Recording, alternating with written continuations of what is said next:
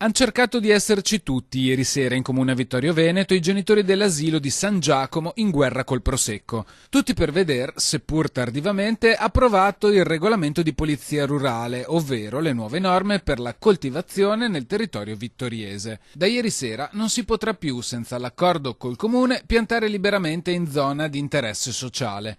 Ecco il perché della forzatura di ieri mattina anche nei confronti del sindaco Roberto Tonon. Hanno forzato i tempi andando anche contro un'ordinanza del sindaco per riuscire a piantare prima dell'approvazione in Consiglio Comunale. In molti si attendevano, oltre alle nuove norme, anche una presa di posizione dell'intero Consiglio, proprio con quello che molti hanno definito un vero e proprio affronto all'intera comunità. Tutti erano concordi sul fatto che è stato un atto comunque di sfida e un atto irregolare.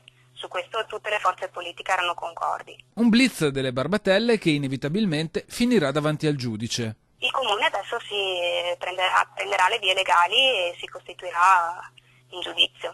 Tante le supposizioni per il vigneto della discordia, dalla gestione biologica all'utilizzo di macchine di ultima generazione per la lavorazione a terra e il recupero dell'irrorato. Tutte voci senza conferma, perché in questa guerra del Prosecco il fatto vero è che da una parte non c'è mai stato dialogo. Noi abbiamo chiesto più volte di incontrare la proprietà tramite terze persone, ma non hanno mai voluto incontrarci, per cui non abbiamo mai avuto la possibilità di dialogare con loro.